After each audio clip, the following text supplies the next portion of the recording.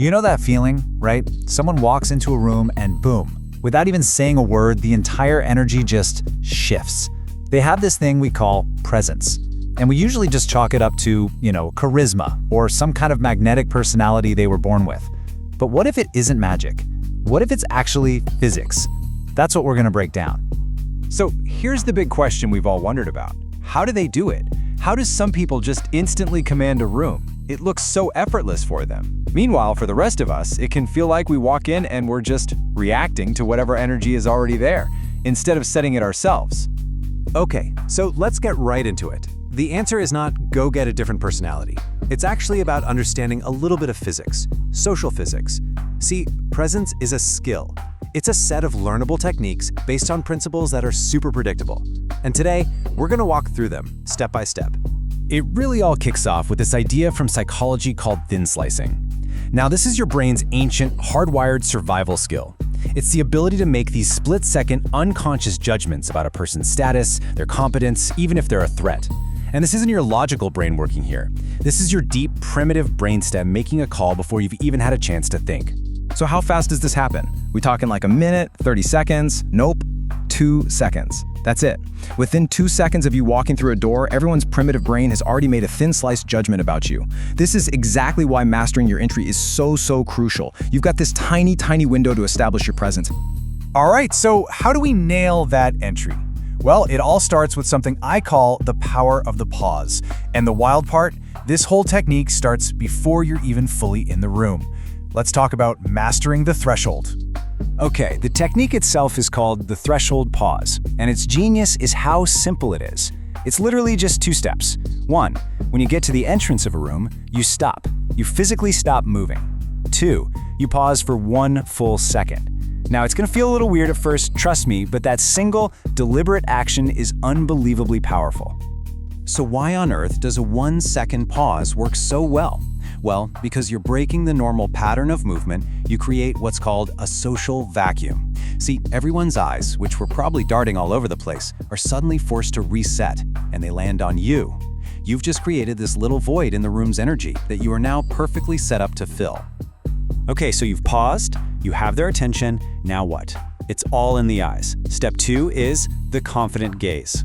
Or you can think of it as the amygdala check-in. This is about using your eyes not just to look, but to send a signal of confidence that actually calms down the entire room's collective nervous system. Let's just look at the difference here. Anxious behavior. That's the darting eyes, right? The constant scanning for social safety. It's basically signaling that you feel like prey. But confident behavior. That's a panoramic gaze. It's a slow, steady observation of the entire environment. You're not looking for safety. You're assessing your domain. The whole goal here is to become the apex observer. By using your peripheral vision, by slowly, calmly taking in the room, you're non-verbally communicating that you're at the top of the food chain. You are not the gazelle scanning for lions, you are the lion calmly surveying your territory. And this has a massive effect on how people see you. And here's the cool science behind why this works. That slow panoramic gaze, it signals leadership. It actually triggers a relaxation response in the amygdala, that's the fear center of the brain, of everyone watching you. By being calm, you make them calm. You immediately establish yourself not as a source of stress, but as a calming, authoritative presence.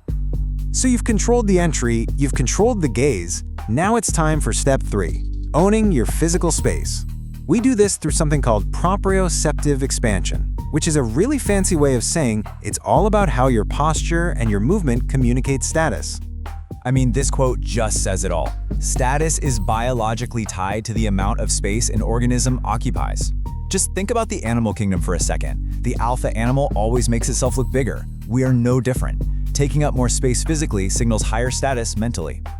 So, the key is to adopt an open posture. You want to avoid all those low status signals, the hunched shoulders, arms pulled in tight to the body. Instead, you do the opposite. You pull your shoulders back, you open up your chest, and you physically take up more room. It's not about being aggressive, it's about being expansive and confident.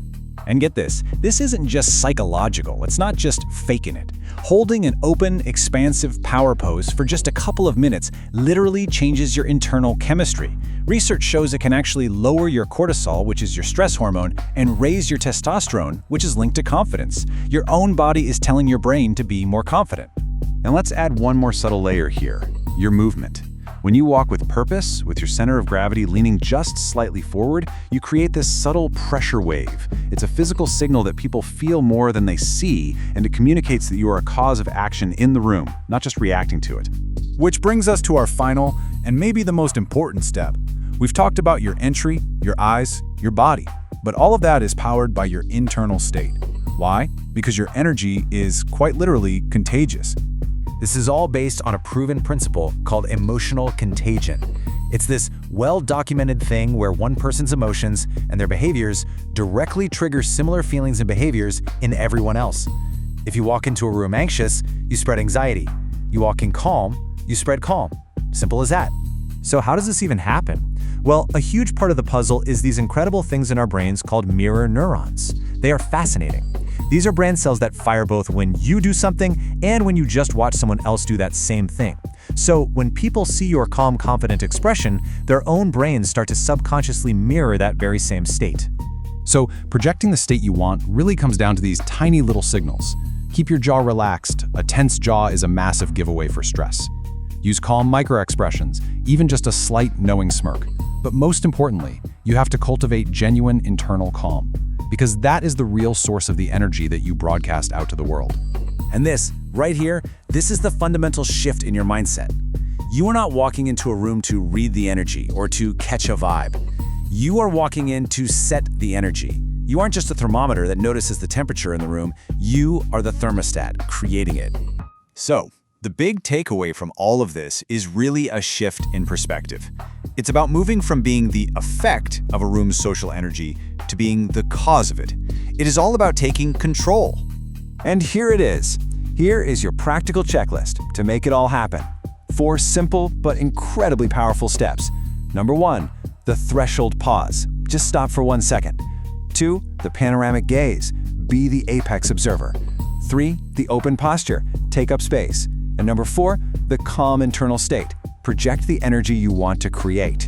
So the next time you walk through a doorway, you have a choice. And it has nothing to do with who you are, but everything to do with what you do in those first few seconds. The question really is, will you be the effect or will you be the cause?